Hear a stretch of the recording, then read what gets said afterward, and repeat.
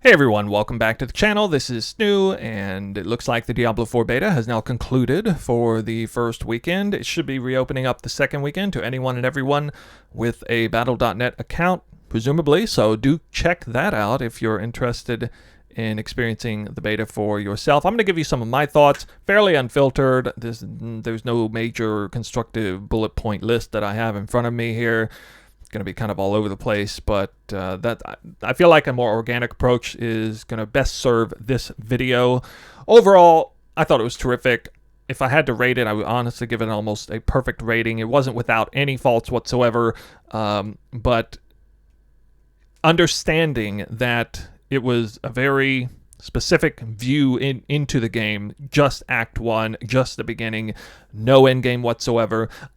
This is coming from somebody who cares deeply about the end game more than anything. I played Path of Exile, I played Diablo 2, Diablo 3, all of these games at the absolute end game. Also World of Warcraft at the end game, and I mention World of Warcraft because that's evidently relevant for Diablo 4, as there are tons of MMO elements in there, so I might be referencing that game, but just letting you know I have experience with all of these things. So that's my resume on ARPG, MMORPG experiences. So even though there is no end game to explore, I'm going in cautiously optimistic because I definitely liked what I saw. And, even as somebody who's not terribly interested in the campaign of a game, generally speaking, of course I want it to be good. Of course I want to experience it. It's got to have some favorable repetitiveness to it, right? It's got to re-level every now and then, each season, each league, which I got no problem with. And I wanted to be able to enjoy it the first time, and I definitely did. The major highlights that came out for me were the cinematics, as well as the sound design in particular. I didn't really hear any other content creators talk specifically about the sound design, but perhaps it's because I've been playing Path of Exile religiously for the past couple of years that I completely forgot what it was like for a game to have not just good sound design, but phenomenal sound design and voice acting. It really just blew me away.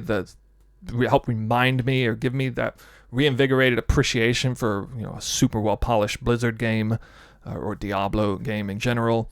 Not even speaking on like the grittiness of the themes of the layouts and stuff. You see me killing a boss right here. You can see it's absolutely disgustingly bloody and gory and gritty.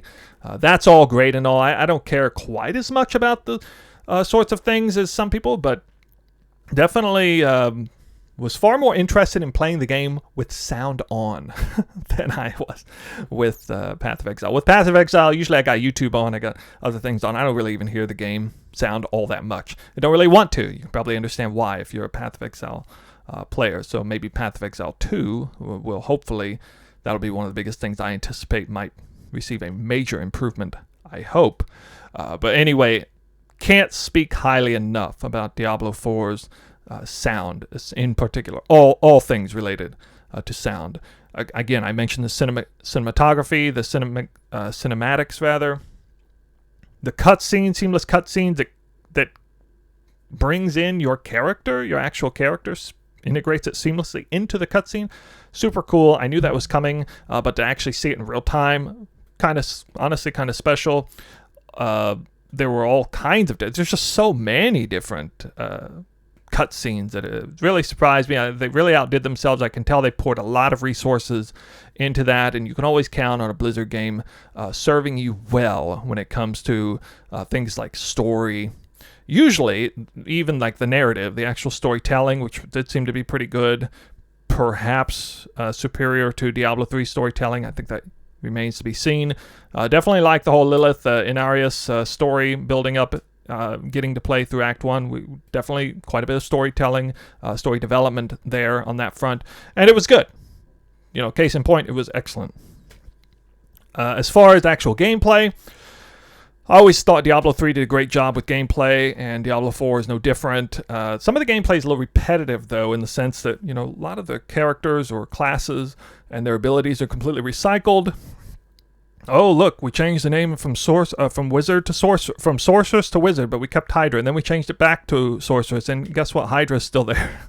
So many other abilities like that. I think it's a little bit silly how Blizzard keeps recreating, like, the same classes, give them a different name, maybe a tiny change of paint, and it's still basically the same class. Look at the skills I'm using here on this Barbarian. I have, I believe it's something like, what is it? I think it's Iron Skin, Battle Shout, then we got Overcharge, Flay, and Rend. And five of the six abilities I'm using right here are just almost cookie cutter, copy and paste from Diablo 3. Like maybe the numbers were changed a little bit, or whatever. To me, I find that a little lazy. I get it that Blizzard wants to pour their resources into, other things like storytelling and sound design and stuff. But I'm a little disappointed that it's just like the Barbarians makes the same character, essentially. Don't get me wrong, Barbarian's a pretty awesome class, but I think, there's one ability there that's brand new. It's called Puncture. I'll give you an example of something where Blizzard did do a great job. This is what I mean when I'm talking about this topic. In Diablo 3, there was a brand new skill for the Barbarian that did not exist in Diablo 2. It's called Seismic Slam. Totally different ability. Never seen anything like it. Very slow attack, moving frontal cone ability. And it was awesome. I mean, it wasn't that great of an ability in the end game, but it was awesome to see a new ability like that be presented into the game for the first time. In Diablo 3, I thought they did something excellent with that. So they removed Seismic Slam, and they created a skill called Upheaval, but then they basically used the exact same skill design. They just created a different animation, but functionally it's doing the same thing. But it looks cool. It looks even cooler than Seismic Slam did. It has a different name. There's maybe a few different other things about it, different synergies going on, and that's what I'm talking about. I would love for them to have done more of that for all kinds of different things. Sure, you can keep some of the most absolute iconic abilities intact. Probably better to not strip Whirlwind out of the Barbarian's arsenal. I get it. But for real, though, like 80% of the abilities, still the same. So that's really only one of the major complaints that I have about the beta experience. It's just playing the Barbarian again, seeing like it's all new, same abilities as before. But I kind of get it. We do have a new class called the Rogue. We do have a Druid, which we didn't see in Diablo 3 at all. So there is some opportunity to explore some new classes. So fine. Okay. It's fine. Let's see. So that's gameplay.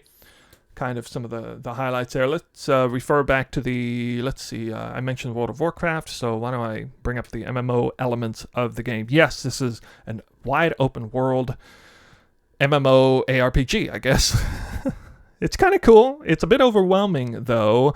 I don't really know how I feel about this one yet. I think it's going to be a positive in the end. I'm just a little bit concerned with Blizzard keeping everything up to date. There's so many brand new things about this game that wasn't in Diablo 3. Like, they almost completely took the entire profession system from World of Warcraft and brought it over in Diablo 3, except you're not the actual professioneer.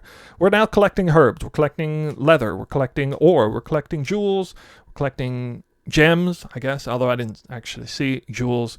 And, guess what? The town has an herbalist or a healer or what have you, a potioner. The town has a jeweler. The town has an enchanter. The town has a blacksmither. They basically have all of these things in the game, and I don't really know if it's that necessary to have all these different things. It is cool and necessary if they utilize them well in an interesting way and keep those things up to date. But if these types of systems become completely obsoleted, like at or before the end game, that's going to be disappointing if that happens. And I got a funny feeling that might be what happens with those systems. But I can't see the end game. I can't tell the future, so I don't know for sure. I will tell you this, though. Another aspect of the MMO side of things was the open world nature and how, we phased into a certain zone, did some quests there, and it turned into a town. You can see all the people running around. You get to go do these sort of side quests or timed events that are taking place, and other people come in, and they have a nice system in place, so it doesn't really disrupt what you're doing. It doesn't take away from what you're doing. It really just becomes a plus for that person to be there. I think there's a lot of dynamic monster leveling, or the way the monster's levels changes based on who's in the zone, what level you're at.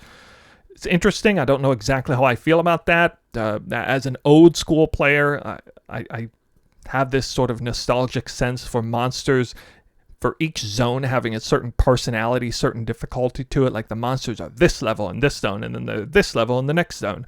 And maybe you refer back to certain zones in your experience of ARPGs or MMORPGs. You think of this zone, you think of it as the easy zone because you always, went to town on it, leveled up there, over-leveled the zone, and everything was easy. Maybe you think of another place as a really hard zone because you're under-leveled and for whatever reason it just had harder monster types or what have you. But in the case of this beta experience, what made it stand out a little odd is that there were different types of monsters. The fallen shamans were brought back. We had phantasmal enemies. We had skeletons. We had all kinds of different things, but the monsters always felt like they were the same difficulty because they were the same level. They were always the same level. It wasn't that interesting. You didn't have to kind of mess with making sure that you were in the right area at the right time.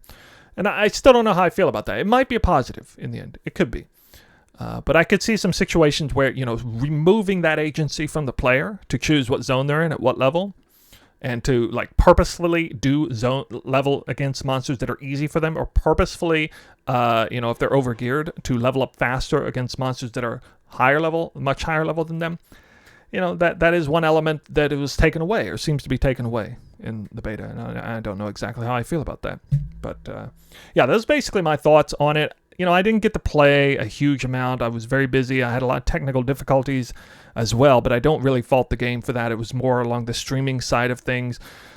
I will say as a warning, this game definitely hogs a lot of RAM, and I essentially couldn't get my stream to work unless I dropped the graphics from high to medium.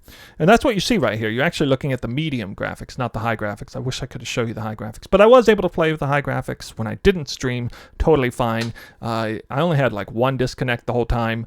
I only got maybe 12 hours of playtime in the whole thing. So I didn't get to test the Sorceress or the Rogue at all. But I basically played all the way through the Barbarian. As you could see, fighting essentially, I think, the last boss of the game there. So let me know in the comments if you're somebody who is interested in the beta, or if you already played the beta, what your thoughts are. Maybe you have some other questions from me. Again, as somebody who is super into endgame, I can't really speak on it yet. That remains to be seen. I mentioned in a previous video, I will definitely be coming out with some guides and stuff. I'll probably come out with some sort of guide on the Barbarian after week 2 of the beta when I figured things out. But I will tell you this up front. If you're thinking about playing Barbarian in the beta and you want to get a strong start, pick Bleeds. Bleeds is going to be the best. It was the same thing in Diablo 3. Before we understand gear, before we get a handle on all the synergies and sets and things like that, Bleeds always do the most damage. So there's my little hint for you. And it's true. I started playing with Bleeds again. Oh, one other thing that I really liked about the Diablo game as opposed to Path of Exile game is the return to using multiple skills. Those skills actually having meaning, rather than pouring all of our eggs into one skill and trying to pump up that skill and putting it in one place on it and just, rolling our face on the keyboard and making hotkeying that same skill to every single key on our keyboard.